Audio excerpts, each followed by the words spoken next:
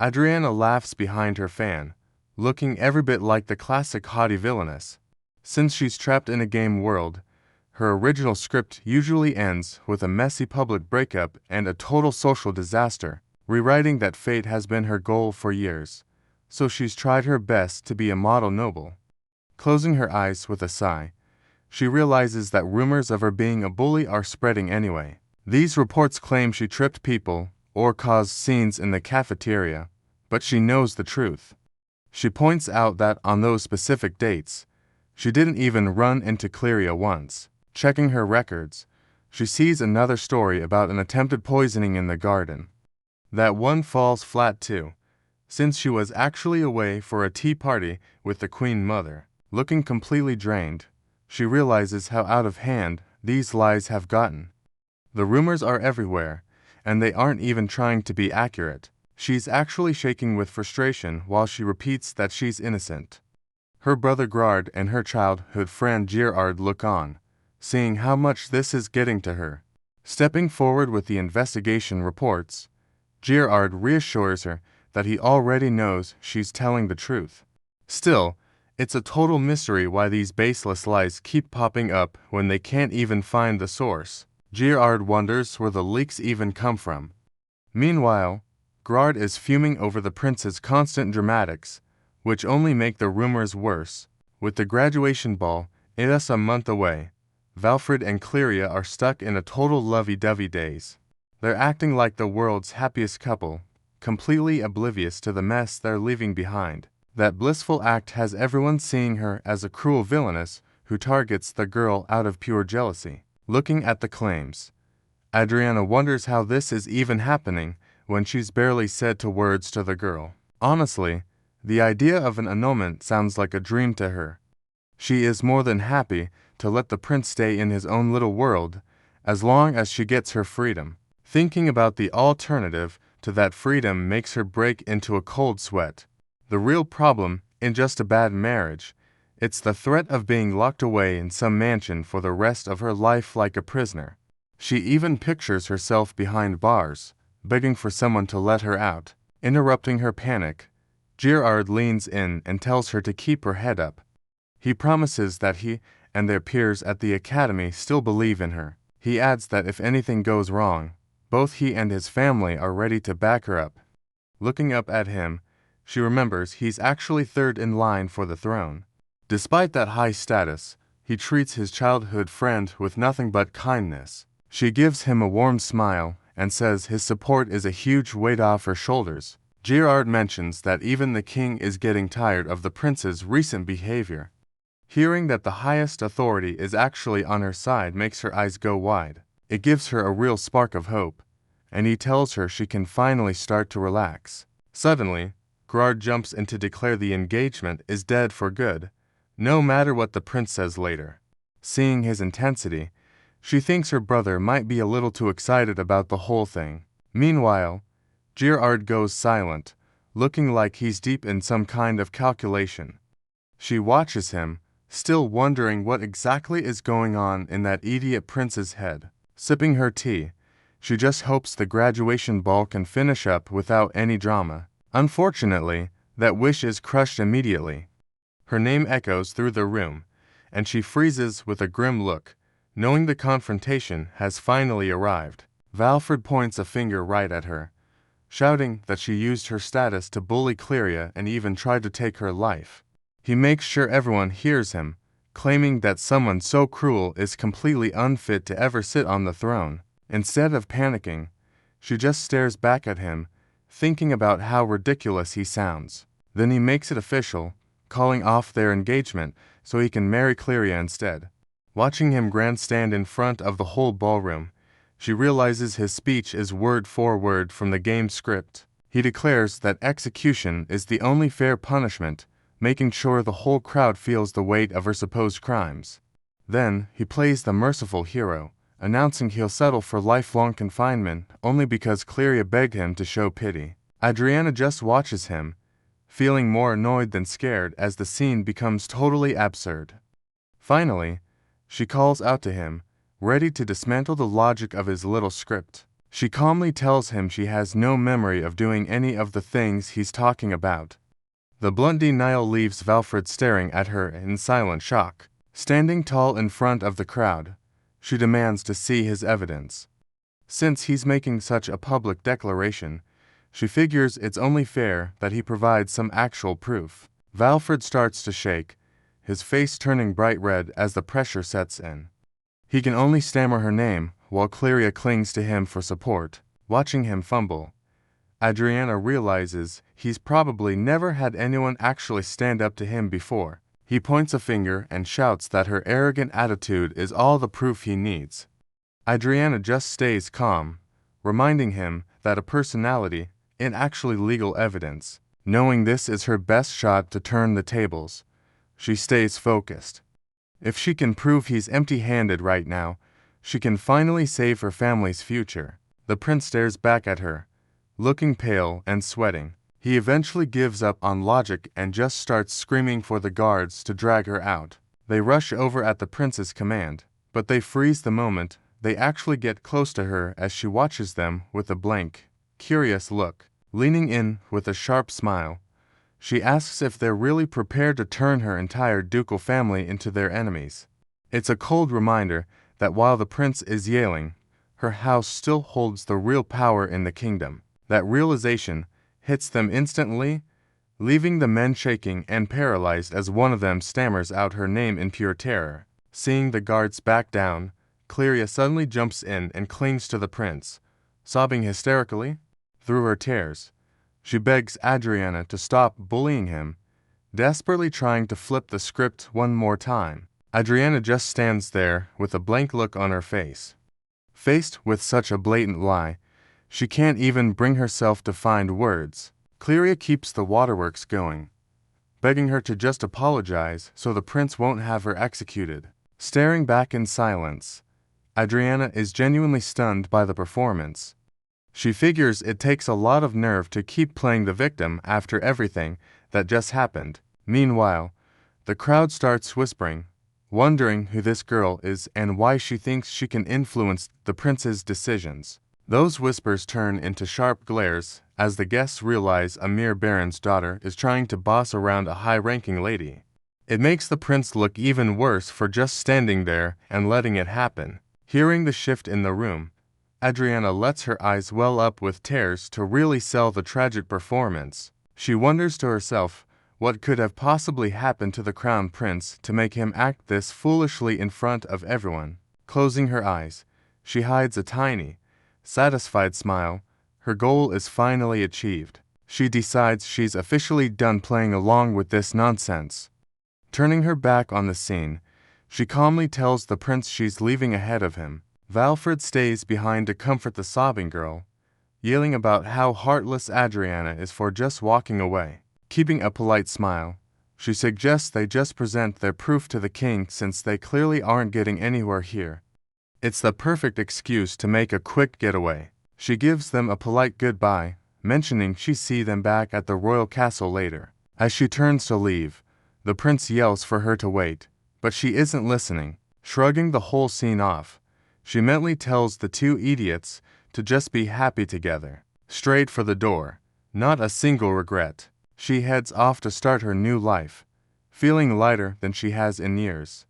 8 long years of playing the perfect villainess are finally over. A second later, they explode with rage, clearly ready to tear the palace down for how she was treated. They don't waste a second, moving at lightning speed to secure a meeting with the king. Working with the Olive family, she manages to gather solid proof of her innocence while rounding up signatures from nobles who think the prince is unfit for the throne. In no time at all, she is back at the royal castle with Gerald and her family by her side.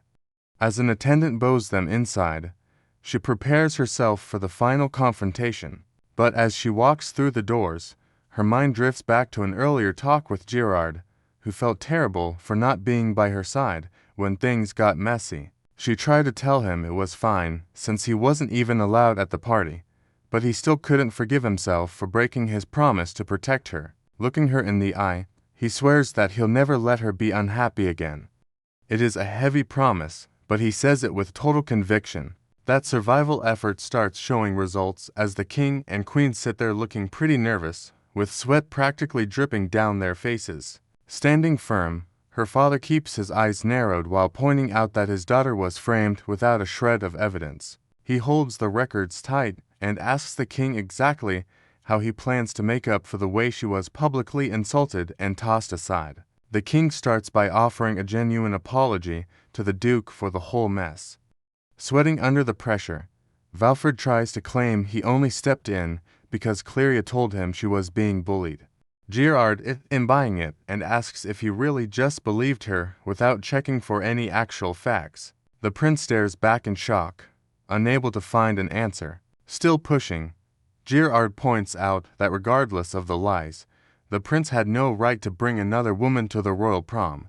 He asks how any of this is supposed to be acceptable for someone in his position. He stares the prince down, making it clear that his family can no longer ignore this reckless behavior. As the accusation lands, Valfred stands there in a daze, turning completely pale.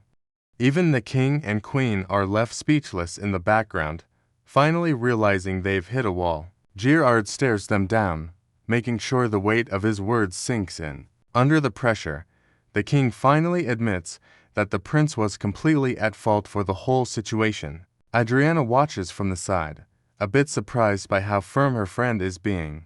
Still, a public declaration by royalty is final, and they both realize there's no way to simply pretend the annulment didn't happen. Since that declaration is final, she finally gets exactly what she planned for, a one-way ticket to her new life.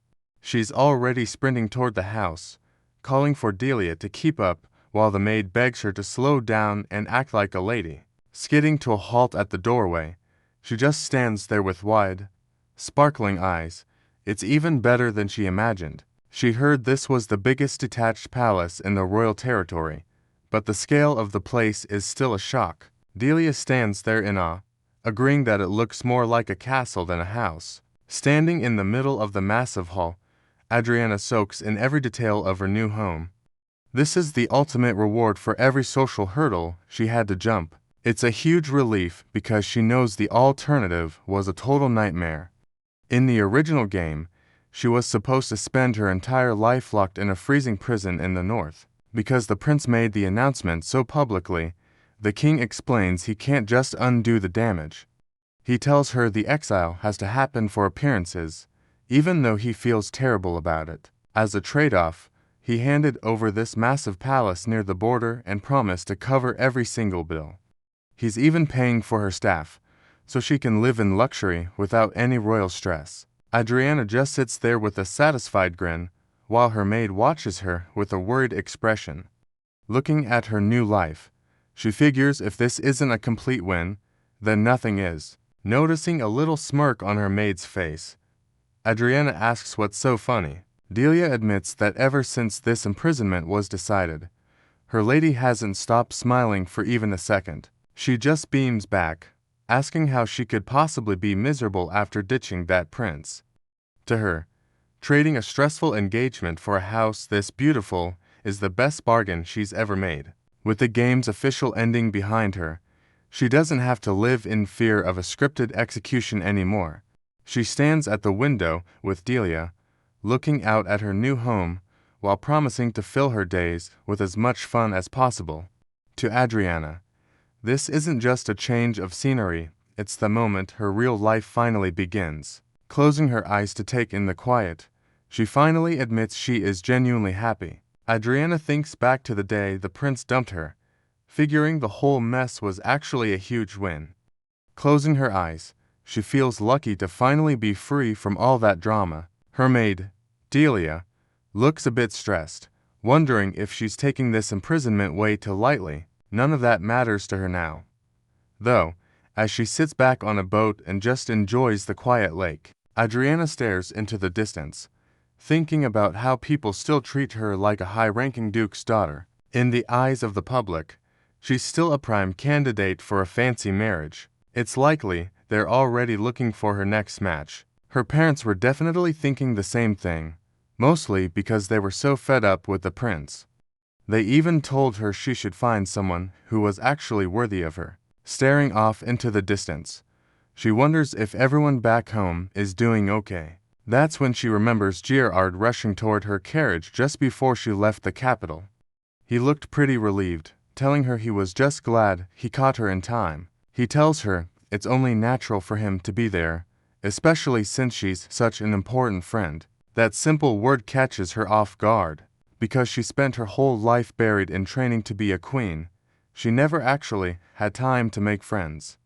Knowing he truly sees her that way hits home. He told her to forget about everything back in the capital and just focus on relaxing for once.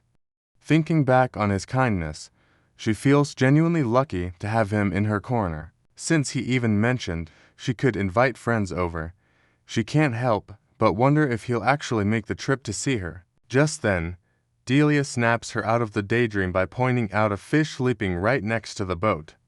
Adriana turns just in time to see it splash, letting out a small gasp of surprise. She leans over the railing, watching the ripples with wide eyes. Watching the fish jump, she can't help but mention how cute and tasty it looks. The comment hangs in the air for a second while Delia just freezes in place. When the silence gets too awkward, she quickly covers her face in shame. Admitting her mistake, she apologizes and tells her to just forget it ever happened. Still, she figures that blurting out how delicious a fish looks was definitely a slip-up for a noble girl. When the breeze starts getting chilly, she agrees it is time to head back to shore. Watching the water, she spots what looks like a trout and realizes this world hasn't discovered fish farming yet. Bonifacio, the pretty modest place, consisting of just a few towns and some small mountain villages. Most people here make a living growing fruit, keeping the region comfortable but not exactly wealthy. Looking at the water, she realizes this place is packed with natural resources just waiting to be used. It helps that she was an economics major in her past life, so her brain is already starting to spin with business ideas. She pumps her fist, deciding she really should try to get a fish farm going eventually. She can already picture her family and Gerard standing there in total shock. And honestly, she thinks that sounds like a lot of fun. Adriana claps her hands together with a blissful smile, feeling more certain than ever that her ex did her a huge favor. She's so happy with her new life that she actually thanks Valfred in her head for breaking their engagement. Still, she can't help but wonder how he's holding up back at the palace. Back at the palace, things aren't going quite as smoothly for Valfred. He stands stiffly in the garden while greeting his mother. The queen mother skips the small talk, asking him point blank if he even understands her. Staring him down with a sharp, cold look, she doesn't bother hiding her disappointment. She wonders what his tutors were even doing and calls the whole situation a tragedy. A drop of sweat rolls down his face as he stays silent and takes the lecture. Valfred rubs his temples, telling his mother that the matter with Adriana is already settled and done with. She doesn't miss a beat, explaining that she isn't even talking about his ex, she's asking about Cleria. He blinks in confusion, clearly having no idea why his new fiancé would even be a topic of concern. Asking if the palace tutors have reported anything to him yet, the queen mother's point is proven when a loud, desperate scream for the prince echoes through the halls. Cleria is the one sobbing, crying out that she just can't handle the prince's training anymore.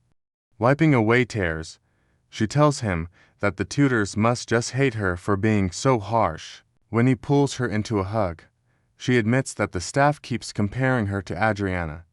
It seems every time she struggles, they remind her how much better his ex-fiancé performed. Looking down at his crying partner, he thinks it's cruel to measure her against someone who had a lifetime of royal prep.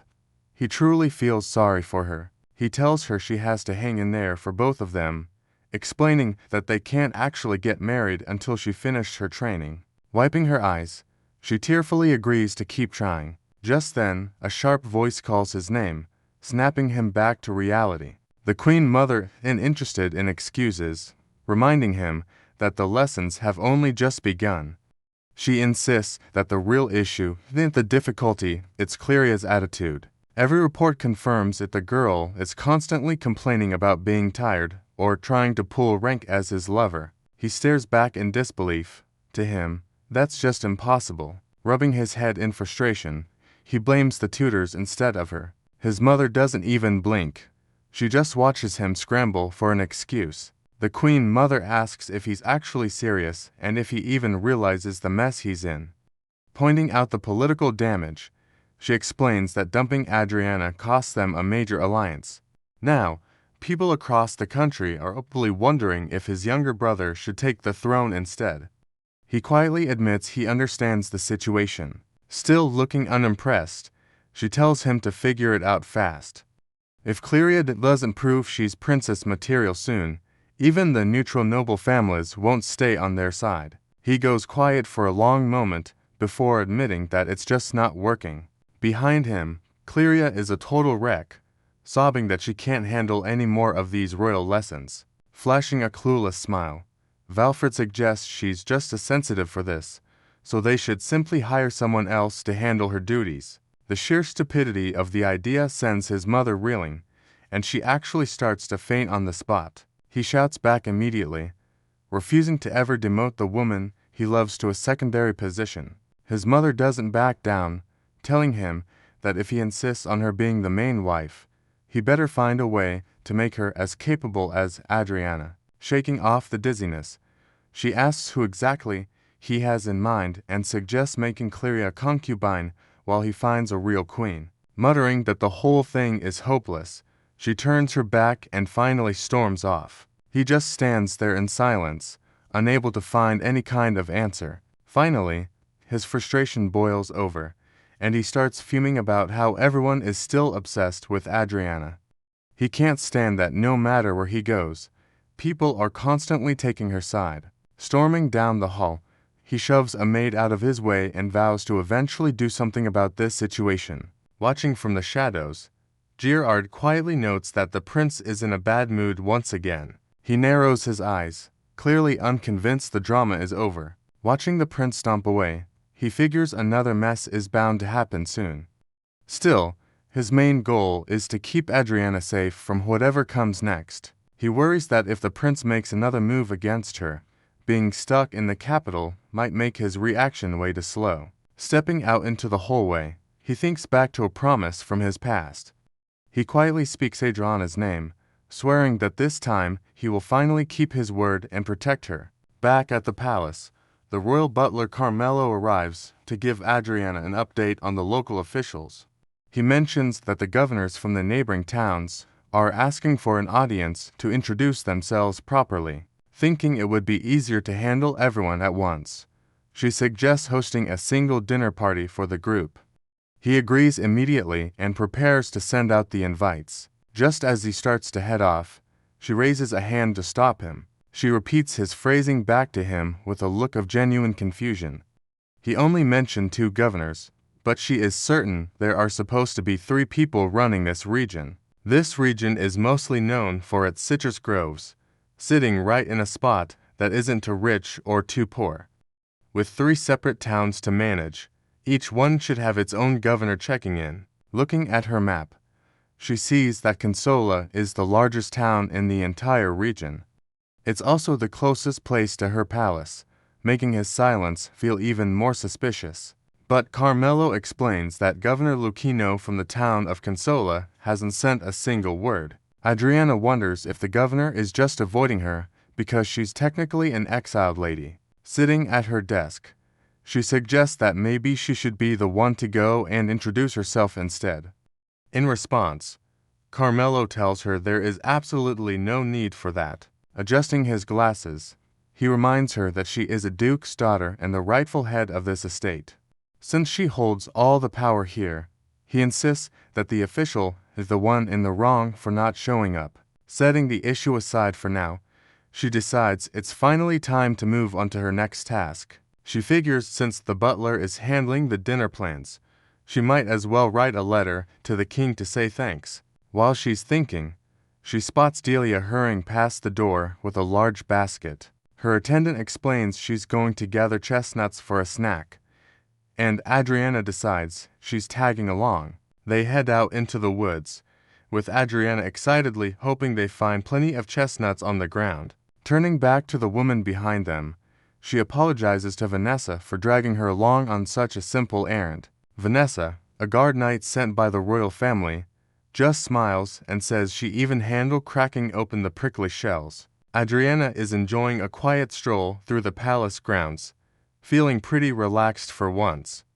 Behind her, the knight keeps a steady pace, looking every bit the professional. Suddenly, she freezes, her expression turning sharp as she scans the nearby bushes. Telling the others to stay back, she rests her hand on her sword and prepares for whatever is hiding in the trees. She orders them to stay exactly where they are, refusing to take her eyes off the tree line for even a second. Adriana just stares in silence as her face goes pale from the sudden tension. While the two of them huddle together in fear, she starts wondering if they're about to be jumped by a wild bear, a boar, or be even a robber. Delia grabs her shoulder, trembling as she vows to protect her lady even if it costs her life, though Adriana tells her they're all making a run for it together. Just as they're about to bolt, the bushes rustle violently, making them both jump. Instead of a monster, Vanessa just calmly steps out from the greenery and apologizes for keeping them waiting. Adriana just stares in silence, wondering why her knight decided to emerge from the bushes in such a dramatic way. Strolling right up to her, the knight arrives while holding a pair of struggling kids under her arms like bags of groceries. They're both shouting and kicking, but she doesn't seem to mind the noise at all. Even with the chaos, Adriana just stands there and wonders how a simple investigation turned into this. Instead of an interrogation, she brings them back to the palace and lays out a massive spread of sweets and snacks. Telling them both to dig in, she beams at the kids while Delia starts pouring the tea. Danilo and Emma just stare at the table with wide eyes, completely stunned by the mountain of food in front of them. It's clear they haven't seen a meal like this in a very long time. Emma dives right in, but her brother hesitates, wondering if they're even allowed to touch food this fancy. She isn't nearly as worried as he is and starts happily stuffing her face. When she takes her first bite, her eyes light up as she yells out that it's the best thing she's ever tasted. Adriana gently tells the boy to follow his sister's lead and eat up. Finally giving in, he tries a piece and admits it really is incredible. Watching them, she feels a pang of sadness.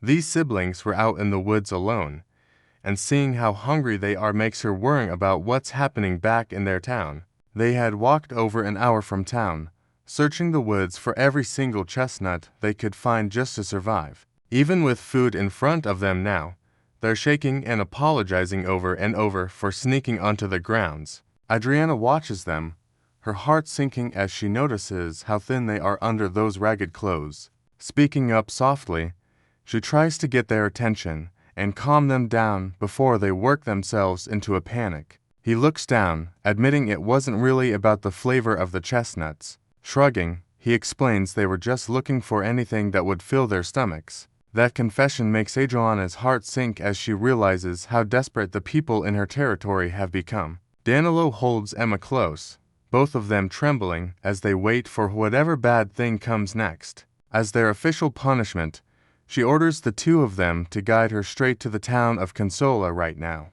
Behind her, the maid's face goes pale at the thought of her lady heading into such a rough area on a whim. Delia immediately starts panicking, waving her hands and saying they can't just bring total strangers into the palace. Worried about what the head butler will say, she tries to protest, but Adriana ain't really listening to the excuses. Instead, she watches the children with a serious expression, noticing how small and exhausted they are. Seeing their ragged clothes and sad faces, she realizes something is wrong in this town and decides she needs to get some real answers. She brings them inside for a proper meal, but she's surprised when they start cheering over a simple plate of oranges. Knowing their town actually grows the fruit, she asks why they're so excited to see it. Emma looks down sadly, explaining that even though they grow plenty back home, every last piece is snatched up as tax. Adriana freezes on the spot as the truth hits her.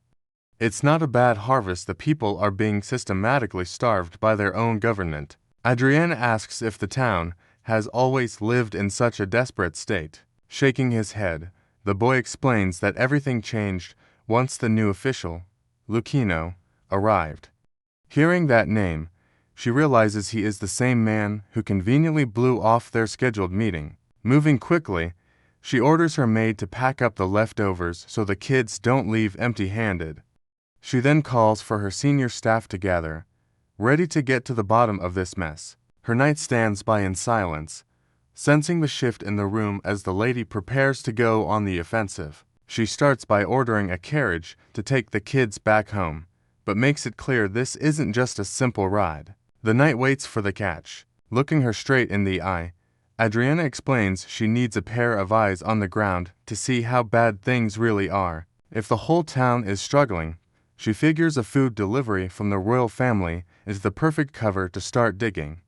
The knight immediately agrees, promising to get to the bottom of things. Delia admits she's had a bad feeling about how the town was being run for a while now. Still, Adriana knows that the stories from the kids won't be enough to hold up in a formal investigation, since they need undeniable proof to make a move. She's determined to go out and find the evidence herself. Adriana decides to have Carmelo gather all the civil officials so they can start digging for real proof of the corruption. Asking her team to look after the town while she handles the paperwork, she lets out a long, stressed-out groan.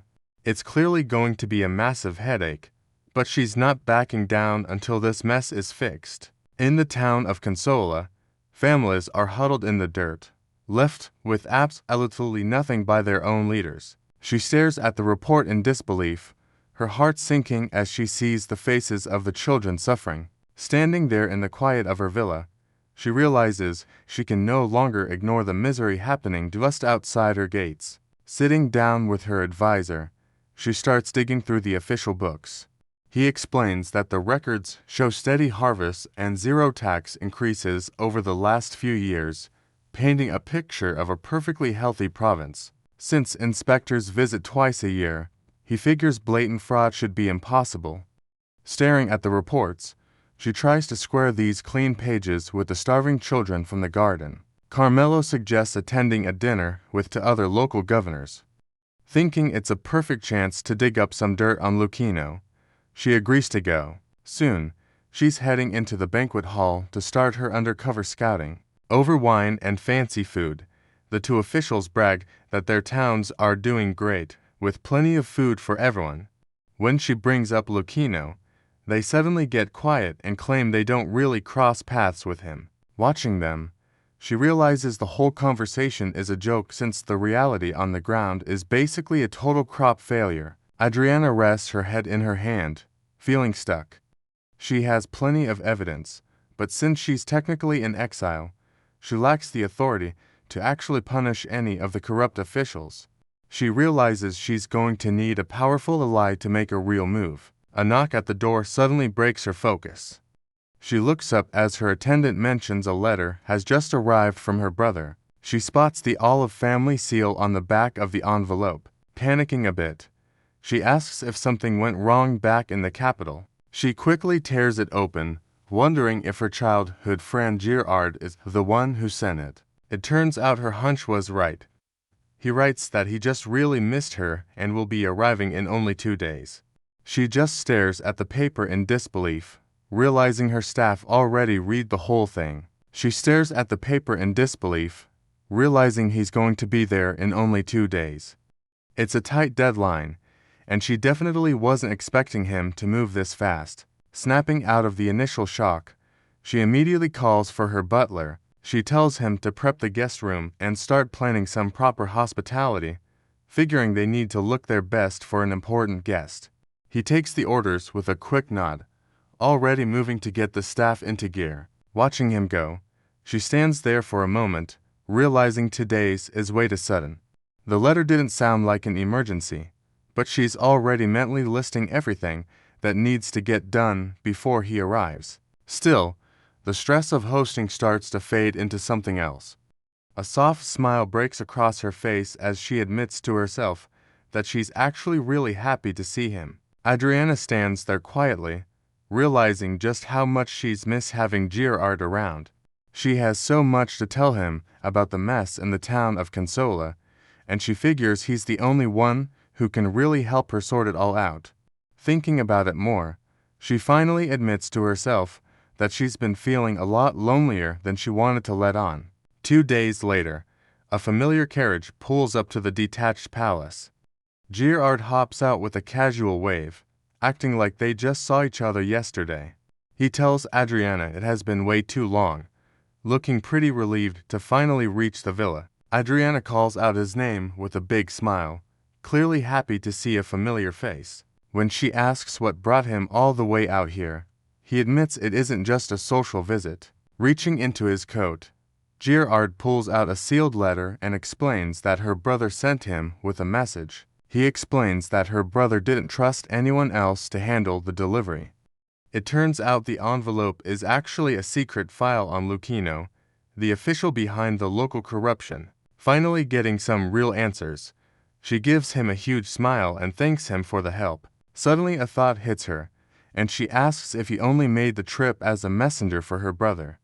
He just laughs, admitting the letter was just an excuse because he really just wanted to see her. Adriana admits she's really happy he's there, giving him a warm, genuine smile. Walking through the gardens together, she tells him that living in exile is actually pretty peaceful compared to the royal court. Eventually, Gerard brings up the letter from her brother and asks if the situation in town is really as bad as the rumors say.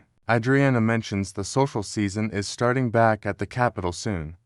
Since he's at the right age, she suggests it's finally time for him to find a partner. Instead of joking back, Gerard just gives her a steady, serious look. He calls out her name, clearly having something important to say. As they stand outside the palace, she asks him what's wrong. He finally says what's on his mind, asking if he can move into the villa and live there too. Stopping dead in her tracks, she keeps her hand frozen on the door handle and just stares back at him. Eventually, he leads her inside to talk, shifting the conversation toward the messy political situation back at the capital. Sipping his tea, he explains that while things look calm, there is actually a lot of trouble brewing under the surface. She realizes the royal family couldn't just lock her away and expect their problems to vanish, so she asks him for the full story. He says that since the king didn't strip the prince of his title, the whole social order is starting to crack. Even with the palace trying to maintain a front by relying on her family, lower-ranking nobles are flocking to Cleria's house to get ahead. It's a desperate power grab to stay on the winning side. Adding to the mess, he mentions that the higher-ranking families are doing the opposite and pulling away from the royals entirely. Adriana nods silently, realizing just how fractured the capital has become. She sighs, thinking the whole mess was bound to happen eventually. Throwing away a high-profile engagement for his own selfish feelings was bad enough. But now that he's acting like a puppet for a baron's daughter, the powerful families at the top aren't about to just sit back and watch. Gerard notes that while some families are staying neutral, others are already pushing for his brother to take over the throne. Despite his brother having no interest in the crown, the high nobility sees him as their only real option. Adriana nods in agreement, figuring the younger prince is a much safer bet than Valfred. Moving forward, the calls to strip the prince of his title are only going to get louder unless he pulls off a miracle. Gerard warns her that things back in the capital are about to get pretty ugly. Because the prince is still dead set on making Cleria his official fiancé, the court is essentially in an uproar. It has even reached a point where the nobles are talking about sending him into exile. Hearing this, Adriana just stands there in silence, her face going pale as she realizes how much the situation has spiraled. He sets down his teacup, figuring it's time to move on from the heavy political talk. Breaking the tension with a gentle smile, he asks if she'd be willing to give him some advice on a different matter. She just stares at him, her face heating up as she tries to process the sudden shift. It's only been 30 minutes since he first arrived at the villa, but the atmosphere is already changing. Without any warning, Gerard asks if he can just move in and live at the villa too. Adriana just stares at him, her eyes going wide as the words sink in. She basically turns to stone, standing there like a statue while her mind goes completely blank. Adriana stares at him in total silence, her mind going blank after his sudden request. Seeing her frozen like a statue, he can't keep a straight face anymore and bursts into a bright grin. He chatters away about how they should get settled, acting like everything is perfectly normal while she just stands there in a daze. She's visibly sweating as she tries to find a way out of this conversation. Asking for clarification, she wonders if he's planning a long-term stay, but Girard just calmly sips his tea. Apparently, he already cleared everything with her parents, so the move is basically official. Looking at his smugly calm face, she realizes he's the king's nephew, which means she doesn't really have the power to tell him no. Staring at the table, Adriana rests a hand over her heart as she takes in the bad news. Keeping his gaze steady, Girard explains that the capital is getting more dangerous by the day. Since the royal family is in chaos, he worries her quiet life in the palace won't stay safe. He leans forward across the table, asking to stay here and protect her. It's a serious request, and he makes it clear he isn't going anywhere. He asks if his presence is starting to feel like a nuisance. Her face flushes a deep red, and she can barely catch her breath. Stumbling through an explanation, she insists that isn't the case at all, finally admitting that having him around makes her happy. Girard lights up with a massive, relieved smile the second he hears her answer. Adriana just blinks at him, caught off guard by how much he's glowing. Looking like the happiest man in the world, he leans in and says he is looking forward to being in her care. Still, she can't help but feel like she just got played by his puppy dog energy. Adriana stands alone as the door shuts with a heavy thud. The silence feels thick while she stares at the floor, trying to wrap her head around the situation. Gripping her forehead, she wonders what Girard is actually thinking. She figures there is zero benefit for a guy like him to stay in a place like this, and the math just isn't adding up. She worries that him staying with a disgraced prisoner like her will only cause trouble and spark bad rumors. He doesn't seem to care about the gossip, just beaming at her and saying he's happy to be there. Seeing him look so joyful makes her heart race, and she struggles to keep her face from turning red. Shaking her head vigorously, she tries to force her brain to focus on literally anything else. Luckily, she spots a letter from her brother and latches onto it, hoping the distraction will help her calm down. Opening the envelope, she starts scanning the results of a secret investigation she commissioned. The report focuses on Viscount Lucchino, the magistrate currently overseeing the town of Consola. He was a career civil servant with a clean record whose family still lives in the capital. While he hasn't caused any obvious problems, her brother mentions one specific detail that doesn't sit right with him. Apparently, the son of the head of the personnel bureau is a frequent guest at the Viscount's house. Staring at the page, she wonders why a high-ranking official's family is spending so much time with a local magistrate. This department is a big deal because they handle performance reviews and job transfers for the entire government. If there's a shady connection here, it could be the reason his history looks so perfect. Still, she knows the situation is deeper than she thought, and decides her brother needs to keep digging. Adriana just stands there, her mind going completely blank as the reality of a formal dinner sinks in. After everything that's happened today, the last thing she is ready for, a high-stakes night with the guy who just turned her world upside down. Delia is already moving ahead, mentioning she checked what color Girard is wearing so they can coordinate. Trying to stay calm, Adriana reminds her that he's just an old friend and there's no need for a big fuss. She looks down, worried that being too flashy might start gossip and cause them trouble. Ignoring the protest, the maid insists that Girard is the one who gets to decide that and pushes her to start getting dressed. A defeated sigh escapes her lips as she finally agrees to get ready for the night. Girard is already waiting in the hallway, standing stiffly with his arms crossed. Deep in thought, he looks like he's bracing himself for the formal banquet ahead. His gaze sharpens the second he hears the door click open. She finally emerges in her elaborate evening gown, looking elegant, but a bit caught off guard by his presence. Pausing for a second, She asks if he's really been waiting there for her. Girard stands at the base of the stairs, completely frozen as he watches her come down. He just stares with a faint blush, seemingly unable to find any words. When the silence drags on, Adriana asks if something is wrong, wondering if there's something on her face. Finally shaking off the daze, he tells her she looks breathtaking and offers his hand to lead the way. Girard leads her through the halls of the detached palace, acting a bit more serious than usual. Fidgeting with his sleeve, he seems to be working up the nerve to say something. Eventually, he asks if she would like to take a walk in the garden after they finish dinner. She gives him a bright smile and says she would love to.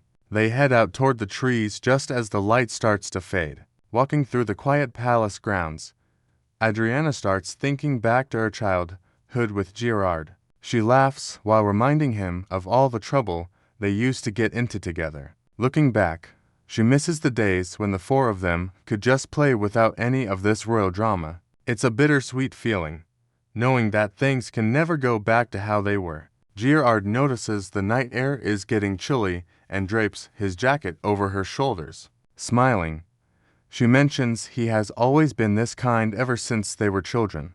But then he finally comes out with the truth and tells her she was his first love. Girard leans in close, asking her to stay with him for good once her time at the palace is over. Looking her right in the eyes, he admits he isn't just looking to protect her, he wants a real future together. Adriana just stares back, caught completely off guard by how serious he's being. She can't find a single trace of a joke in Girard's eyes. Stunned, she lets out a tiny gasp while she struggles to find the right words. Finally, she reminds him that she's still a prisoner here, with no idea when her confinement will ever end. Instead of getting discouraged, he just lets out a huge sigh of relief and beams at her. She stares back, wondering why on earth he's laughing during such a serious conversation. Still grinning, he points out that if her only concern is being a prisoner, then she doesn't actually hate the idea of marrying him. She freezes on the spot, her mind racing as she realizes he is actually serious. Covering her face, she starts blushing hard as it finally hits her that she's actually happy about the idea. Girard asks if he's just not good enough, his expression softening as he tries to read her reaction. Adriana freezes, her face flushing red as the reality of his feelings hits home. Looking away, she admits she has no idea how long she'd be stuck in this palace. Still, she figures it's just unfair to keep him waiting when her own future is so messy. Girard stares at her with a look of pure determination. She freezes on the spot, her face flushing red as she feels the intensity in his eyes.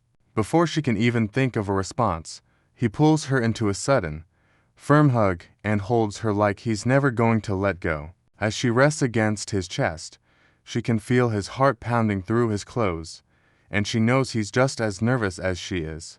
He whispers a quiet thank you, pulling her even closer into the embrace. For the first time, she doesn't feel so alone in this palace anymore. Looking at him, she figures that as long as they're together, everything is finally going to be okay. She and Girard start digging into the town's records, but the numbers don't add up at all. Going through the files with a grim expression, he confirms the corruption in Consola is even worse than they feared. Girard looks over the investigation with a calm focus, acting as the steady partner she's come to depend on. But thinking about him brings back the moment he took her hands and asked her to marry him. Just the memory makes her face turn bright red as she tries to keep her cool. Staring at the documents with a racing heart, she realizes she's too flustered to actually read. When he asks if something is wrong, she just freezes on the spot, unable to meet his eyes. Girard mentions they need to keep the investigation under wraps for now. Adriana looks surprised, wondering why they have to be so careful. He explains the reason is that Prince Valfred was recently put in charge of managing this whole territory. Hearing that name makes her go pale as the realization sinks in. Girard figures the guy is probably just a figurehead who doesn't actually know about the mess yet. Nodding along, she agrees that he likely hasn't seen the real numbers. It occurs to her that he just graduated from the academy, so he finally has the free time to take his role seriously. Since he's the future king, the court sees territory management as the perfect royal duty for him to practice on. It's basically a starter project to prepare him for the throne. Turning her attention to the desk, she shows Gerard the evidence of the local corruption. To her, it's so blatant that the authorities have to be looking the other way on purpose. She pulls a report from her brother's files and finally finds the smoking gun. It turns out the son of the corrupt Viscount has been frequently visiting the head of the Personnel Academy. Handing the letter over, she tells Gerard he needs to see this discovery for himself. The pieces finally fit together, showing exactly why the capital stayed silent while the town suffered. Gerard notes that if the personnel director is on the take, it explains why every report about the territory just disappears. Wanting to find some proof, Adriana decides to write her brother and have him investigate the department from the inside. As she turns to leave, he suddenly reaches out and catches her by the arm. He stops her right in her tracks, looking like there's something else she needs to know. He offers to write the letter to her brother himself instead. While holding her hand, he admits he really wants to report the news about her accepting his proposal anyway. Adriana stands there with her face turning red, her heart pounding against her ribs. She tries to tell herself to act like a proper fiancé, but his gentle smile is making it hard to focus. Soon, though, his expression darkens as he brings up a much bigger risk. Since the prince is officially in charge of the area, any letter with her name on it is likely to be intercepted by censors. She knows the prince can easily censor a banished Villainess, but he wouldn't dare touch mail from a high-ranking duke. It's a massive weight off her shoulders, and she figures she's lucky to have someone so reliable in her corner. He chuckles to himself as he watches her relax, seeing right through her expression. Leaning his chin on his hand, he asks if she's finally glad to have him by her side. Her face goes red as she realizes he caught her inner monologue, leaving her totally flustered. Desperately trying to save face, she rambles a bunch of excuses while he just keeps that knowing grin. He figures they can leave the capital investigation to Gerhardt for now, asking her what she wants to do next. Tapping her chin, she admits she'd really like to see the state of the town for herself. He doesn't hesitate for a second, giving her a quick smile and saying they should just go right now. Stunned by how fast he moves, she just stares at him while he looks perfectly satisfied with the plan. They finally make it to the town of Consola, and at first glance, everything seems pretty normal. To keep a low profile, she and Gerard have swapped their noble gear for plain clothes as they navigate the market. Tugging at her simple apron, she wonders if she is pulling off this commoner look, carrying a heavy wooden crate. He asks if she is still feeling worried about being seen. She admits he has a point, but reminds him her instructions were to keep these outings to a minimum. Today, they've decided to help out at the local soup kitchen to blend in with the townspeople. As they get to work, she catches him staring and asks if something is wrong with her outfit. He admits he was just thinking about how cute she looks, and she immediately turns red, telling him to stop with the lip service and get back to work. Her eyes narrow as she spots something that doesn't fit in this run-down neighborhood. Strolling through the muddy streets, two men in fancy clothes walk with their noses in the air. She peeks out from behind Gerard and asks who they are. He says they're local officials, and that the guy in the lead is Carmelo, the person in charge of this area. It's pretty clear from their expensive robes that they aren't here to help the poor. After the long ride, she notices those suspicious officials are still hanging around and asks Gerard what they're up to. He mentions they've been watching for a while, making her realize they're probably just there to keep her in line. Rather than letting it bother her, she rolls up her sleeves and gets fired up about the work. Adriana jumps right into the work, offering to help peel the vegetables. Delia looks horrified, begging her lady to just sit down before she accidentally cuts a finger off. Waving off the concern, she picks up a knife and shows off some surprisingly smooth technique. It feels natural to her, mostly because she spent so much time in the kitchen during her previous life. She dives right into the vegetable prep, handling the manual labor like it's second nature. Seeing everyone cooperate like this brings a genuine smile to his face, making the mission feel just a little bit lighter. She picks up a ladle, but her professional smile fades the moment she looks out at the queue. Seeing the townspeople for the first time, she finally understands the scale of the crisis. Everyone in line is thin and dressed in rags, a pretty grim contrast to the well-fed nobles she's used to seeing at court. One of her staff mentions that as sad as this looks, it's actually a huge step up from where they started. According to him, the situation was far more desperate when the relief team first arrived. People were slumped in every corner of the street, too weak to even move. Having run out of options, they were basically just waiting for the end. Adriana asks if these are the families who were kicked out of their homes to the high taxes. Confirming her fears, the man says he's been gathering everyone into these temporary shelters to keep them alive. Looking at the thin fabric, she realizes these tents won't last a single night once winter hits. Watching the families huddled together, she knows she has to find a way to fix this soon. Though the man reminds her that the investigation is moving along, he begs her to stay patient for now. She tries to agree, but something else suddenly catches her eye. Adriana spots two familiar faces in the crowd. It's Danilo and Emma. Emma's face lights up as she recognizes her and gets ready to shout.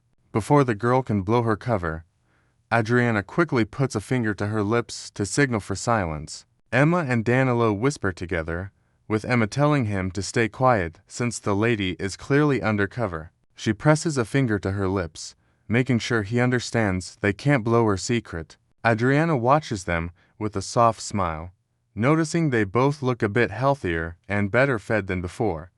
Seeing them start to recover like this makes all her hard work feel worth it. When Girard asks who the kids are, she explains they were the ones who first revealed the truth about the town's misery.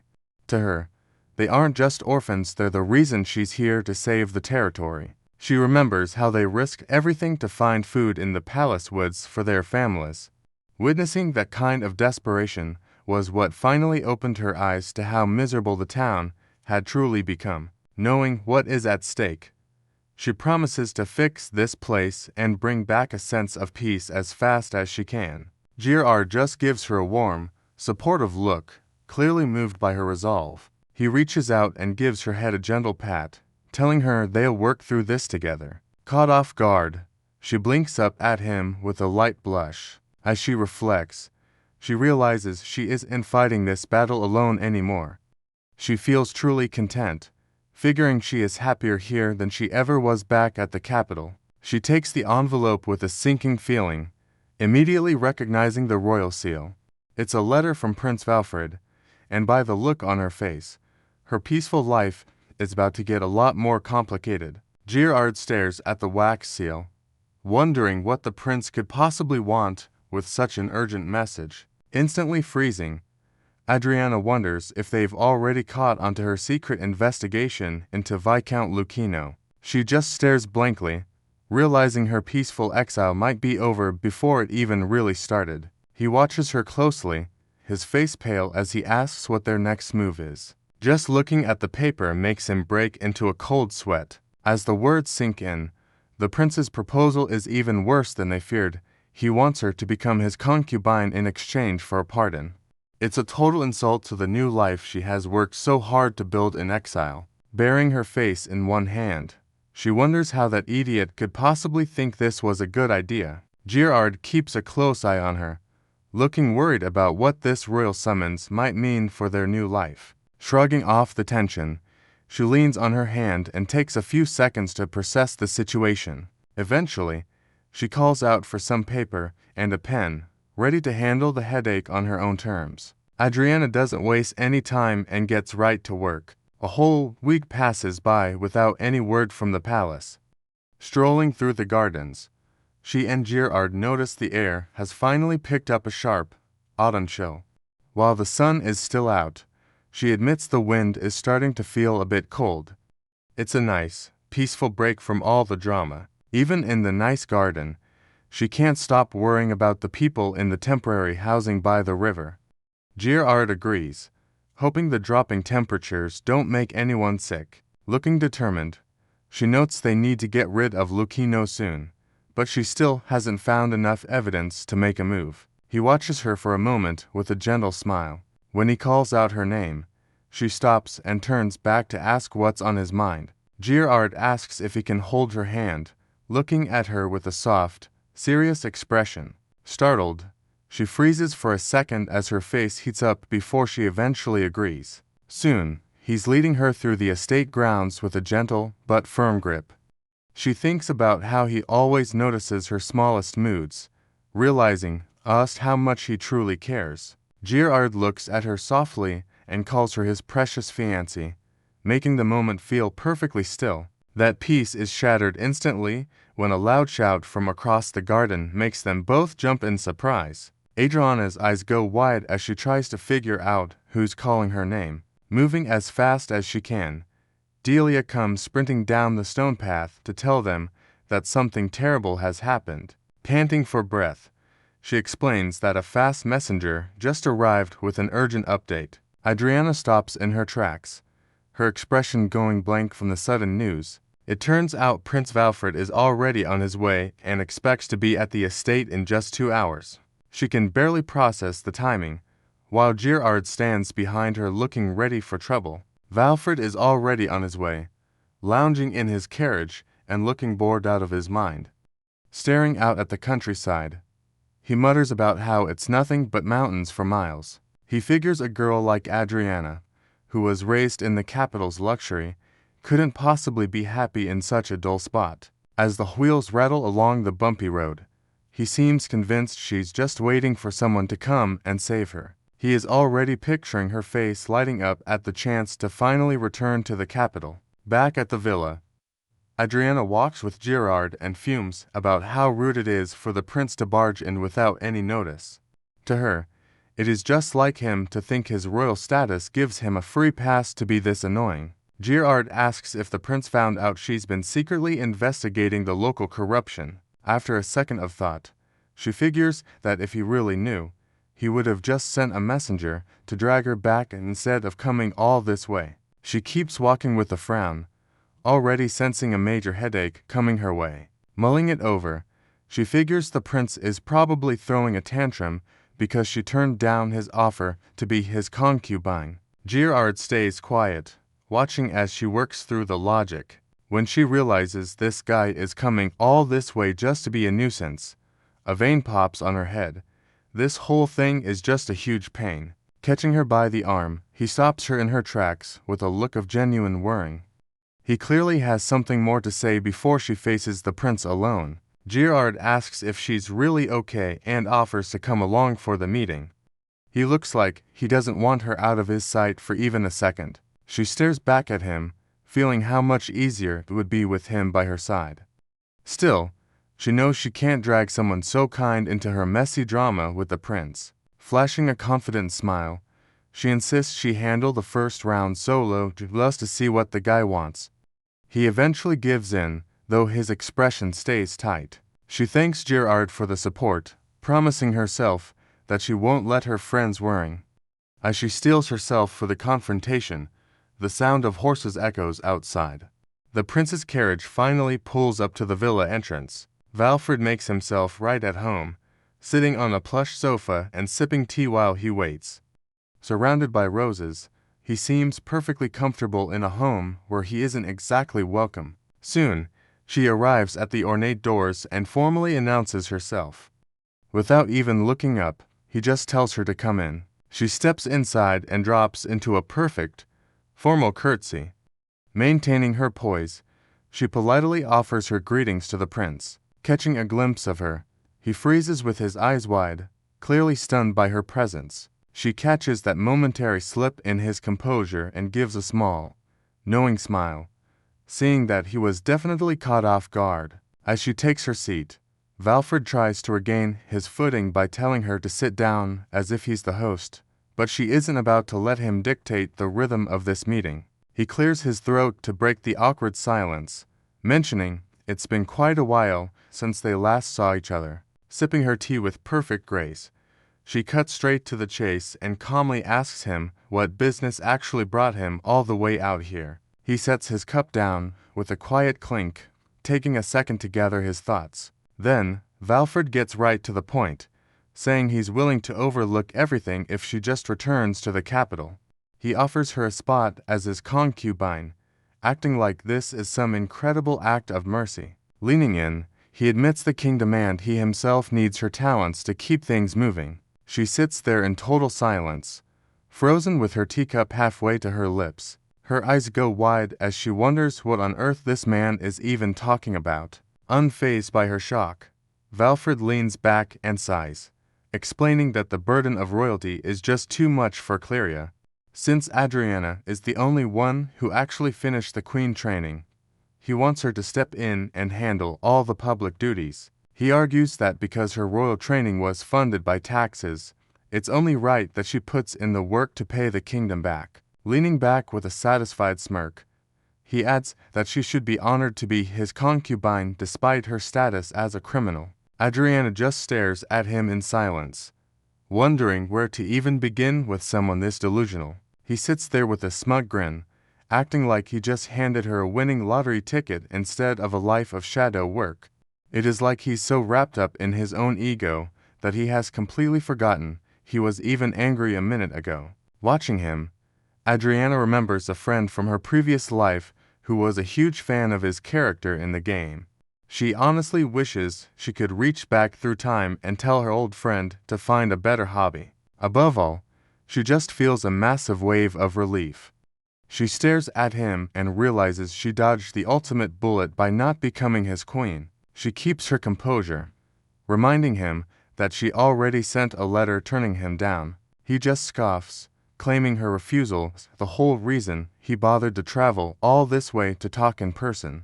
He can only stammer as she reminds him that the messy public scene he caused forced his own father to step in. The king actually bowed his head to her, begging for forgiveness to save the crown's reputation. He had asked her to accept a fake house arrest just to stop the royal name from being dragged through the mud. Closing her eyes with a polite smile, she explains that she can't leave this place without the king's direct approval. Valfrid just grits his teeth, realizing she's trapped him using his own father's decree. He tries a different angle, leaning back and reminding her that as a high-ranking noble, she should at least care about the future of the kingdom. Without moving a muscle, she repeats her refusal with a completely blank expression. A bead of sweat rolls down his face as he stares at her, clearly stunned by her lack of emotion. Finally snapping, he slams his hand on the table and shouts that she's being way too cold, but she doesn't even flinch at the outburst. Just then, the door clicks open, cutting right through the prince's tantrum. Girard steps into the room with a cold stare, asking if the prince has already forgotten that he's the one who publicly abandoned Adriana. Instead of answering, Girard ignores the outburst and continues his steady walk across the floor. He eventually stops right behind Adriana's chair, towering over the room to deliver a blunt warning. If the prince keeps being this selfish, he's going to turn the entire House of Olive into a permanent enemy. Valfrid just stands there sweating and speechless as the weight of that threat finally sinks in. Behind him, Girard doesn't budge, keeping a sharp eye on his every move. With a look that could kill, he tells the prince to get lost while he's still being nice enough to let him go quietly. He makes it very clear that the prince is never to bother her again. Valfrid and his men trudge away with their shoulders slumped. Watching them go, she's still a little stunned by how fast the mood shifted. Girard turns back to her, but he doesn't look tough anymore. Instead, he's blushing and muttering an apology while she thinks about how easily he won that fight. She just stares at him, wondering why he's being so humble after saving her. When she asks why he's sorry for helping, he admits he was eavesdropping on her the whole time. Girard looks down, feeling a bit awkward for spying. He explains that even though she wanted to handle things alone, he just couldn't sit still while the prince was being so rude. Looking back at him, Adriana doesn't seem upset at all. She gives him a soft, grateful smile, her eyes practically sparkling. Suddenly, she reaches out and grabs both of his hands. As he flinches in surprise, she tells him how glad she is that he stayed. Adriana leans her head into her hand, hoping the prince finally learns his lesson and gives up. Shrugging it off, Gerard promises to keep chasing the guy away no matter how many times he tries to crawl back. While things are peaceful at the estate, the royal capital is a mess. A pillow flies across the room as someone screams in frustration, demanding to know what is going on. Clelia stands alone in her room, clearly at her breaking point. She stares into nothing, her eyes wide as she tries to process her situation. Remembering the Queen Mother's cold demand for her to just behave, she finally snaps and screams at the top of her lungs. She stares ahead with a sharp, cold focus, refusing to let those words break her. To her, she's still the star of this story, and the idea of becoming a mere concubine is just a total insult. Instead of giving up, she decides she's going to claw her way back to the top and claim her happy ending. She thinks back to the moment that started everything, when Valfred first confessed his feelings. He told her that even with his royal duties, he couldn't stop himself from falling for her.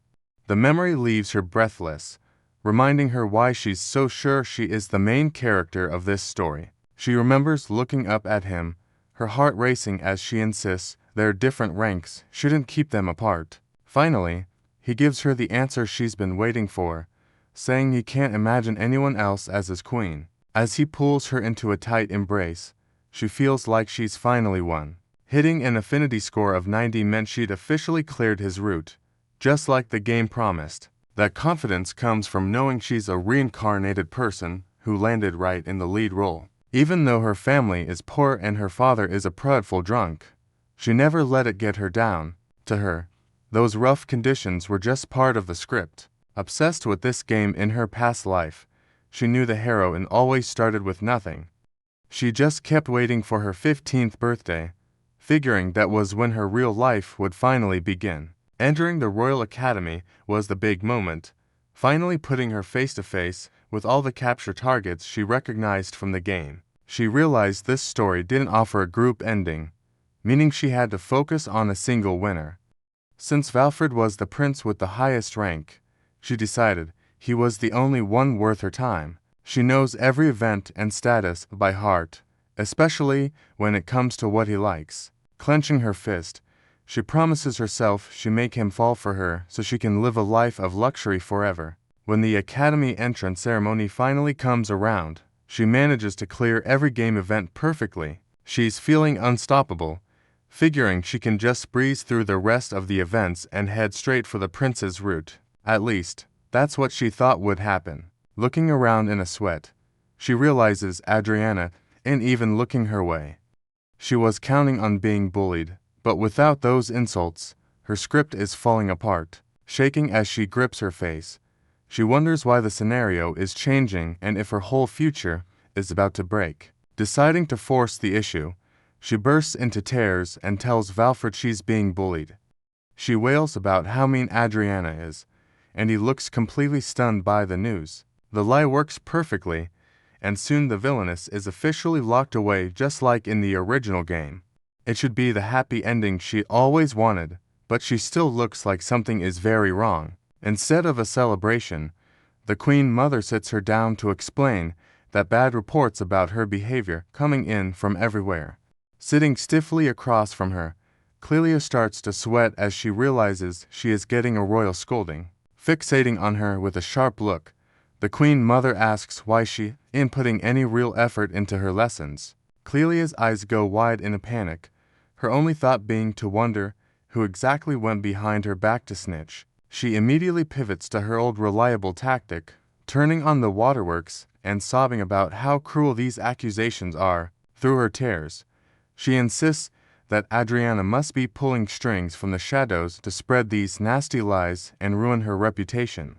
The Queen Mother doesn't look sympathetic at all, though, and just watches the performance with a cold, unimpressed stare. Flatly, she tells her to knock it off, explaining that while crying might work on the prince, it won't work here.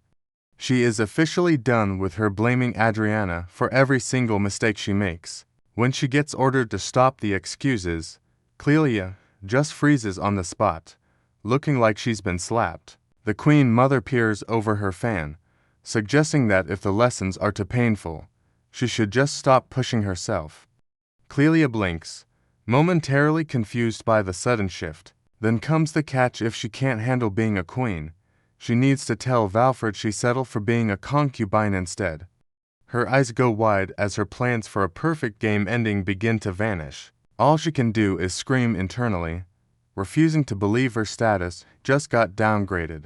Stabbing a pillow with sewing pins, she fumes over how a side character who didn't even have a face in the game could treat her like a commoner. In her mind, the ending was supposed to be a simple victory once the rival was gone, with no mention of this much actual work in the script. When a sudden knock at the door startles her, she's forced to snap out of her spiral. Her stone-faced tutor enters to announce that it's time for etiquette class, leaving her looking completely drained as her perfect life keeps slipping away. She tries to call it quits for the day, telling her tutor she isn't in the mood for any more lessons.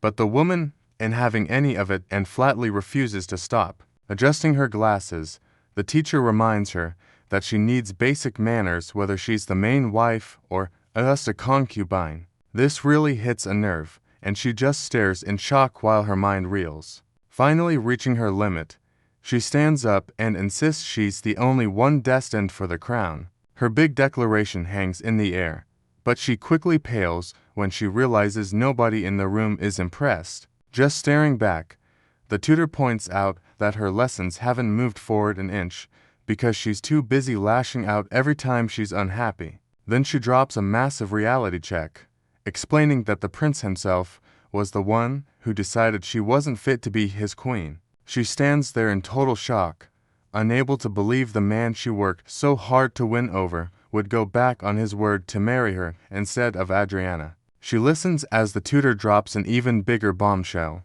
With a cold look, the woman explains that Valfrid has already left for the detached palace. Apparently, he went there specifically to meet with Adriana. Frozen in place, Clelia can't even find the words to argue. As she stares in horror, the tutor adds the final blow. The prince has finally seen the truth, and at this rate, she won't even qualify to be a concubine. The tutor keeps walking, coldly reminding her that the lessons are mandatory as long as she's even a candidate for the position. Noticing a sudden silence, she glances back with a confused look. She realizes the room is empty and calls out in shock as she sees the door hanging open. Meanwhile, Clelia is already stomping down the hallway, her mind racing with pure denial. She refuses to believe the prince would actually go back to that woman. Since she's the only real heroine in her own mind, she won't let Adriana steal her spotlight. Thinking only of that spotlight, her mind races as she tries to figure out where her happy ending went. Biting her finger in a panic, she tells herself this entire mess shouldn't even be possible according to the script. Miles away, Adriana sits calmly, reflecting on that very same story. She admits that if she had followed the game's path, none of this would be happening. Instead of the ruin she once feared, she now spends her days in total comfort. Even though she's technically living in seclusion, she figures her hard work to escape the villainous role really paid off. Gerald interrupts her thoughts to drape a warm cloak over her shoulders, warning her that it's getting cold outside. She thanks him softly, realizing how far they've come since the original game script. On top of his constant support, he even went as far as asking for her hand in marriage. Adriana giggles at the thought, remembering how the prince once told her she'd have to be a concubine. Gerald just watches her, wondering what's brought on the sudden laughter. Thinking back, she realizes that in a scripted game, a royal order like that would have been her absolute fate. She asks him if he remembers when they all roasted sweet potatoes together as kids. He gives her a gentle look and reminds her that she was the one who showed him how to gather all the dead leaves for the fire. As the autumn leaves drift through the air, she finally feels the weight of the world around her. This isn't just some game world anymore, and these people aren't just characters meant to follow a script. Adriana thinks about how much brighter the world feels now that she's finally free from her scripted fate. Looking out over her new home, she realizes this quiet life is exactly what she was looking for. Delia leads in 2 kids who look completely worn out, explaining that they've been trying to get inside. Instantly recognizing them as Danilo and Emma, Adriana lets out a gasp. As she crouches down to their level, she sees they are covered in mud from head to toe. She asks if they hike through the forest alone, but the little girl can only sob while reaching out for her. Emma lunges into her arms, bawling loudly as she pulls the girl in close. Looking at those tear-stained cheeks, it's clear the poor kid has been through something terrible. She looks up at Vanessa to ask what on earth happened to them. The attendant explains that her team found the pair wandering through the woods alone. Despite being completely exhausted, they refused to listen to anyone and insisted they had to reach the palace no matter what, since they're here specifically to see her. She gently asks Danilo to tell her what happened while she holds Emma, clutching his hands together. He stammers and looks down, clearly struggling to find the words. He looks frozen with fear, his eyes wide as he tries to process everything. When she asks if the story is just too painful to share, he grips his vest tightly. Finally, he manages to choke out her name, through heavy sobs. Danilo begs Adriana to help him, shouting that his father is going to be killed. He explains that a group of officials raided their home yesterday and dragged him away. Adriana pulls Emma closer, her face pale as she processes the news, while Gerald stands behind them with a grim expression. Danilo explains the execution is happening next week, meant to be a public warning to everyone. Hearing this, she struggles to understand how things got this far. Looking down, he finally admits his father was charged with tax evasion. She repeats the words in shock, realizing that's why he was so hesitant to speak. The boy just nods, mentioning how the officials told them it was a terrible crime. Danilo starts sobbing harder, explaining that his dad only hid a bit of the harvest because they were starving, insisting it was only for their sake. He asks if trying to save his family is really such a terrible sin. Adriana's face goes pale as she listens to him. She knows the local viscount is illegally overtaxing the people, but hiding crops is still technically a crime. Staring at their tear-stained faces, she realizes she has no idea how to explain the harsh reality to them. Before she can find the words, Gerard steps in and calls out to Danilo. The boy looks up, still wiping his eyes, as the young man takes over the conversation. Speaking with a heavy seriousness, he tells the kid straight up that his father definitely committed a crime.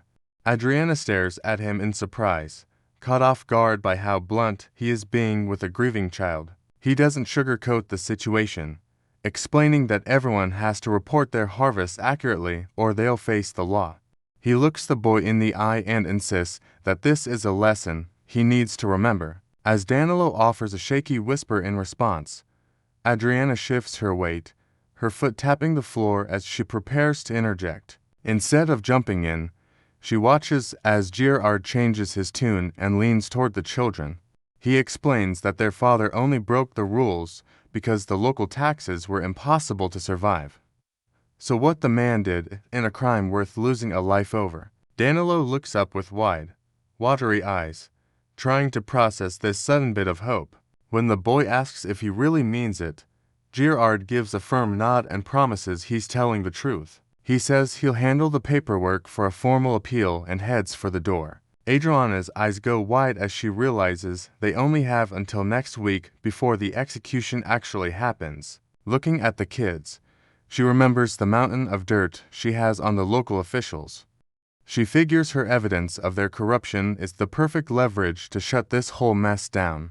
Even with that leverage, she feels like she needs one more solid piece of proof to really lock things down. Right as she wishes for a breakthrough, an older servant steps into the room to get her attention. Her face lights up as the man explains a letter just arrived from the house of Blanca. Realizing it's from her brother, she practically leaps out of her seat to grab it, saying she has to read it right this second. As they look over the message together, she and Gerard are both impressed by the perfect timing. It turns out her brother provided the exact piece of the puzzle she was missing. She calls out to Danilo and Emma, telling them everything is going to be okay. The kids look up at her, their eyes wide with a flicker of hope. Gripping the letter, She looks back at them with total confidence. She promises she will stop the execution no matter what, and Girard stands right there by her side as she makes the vow.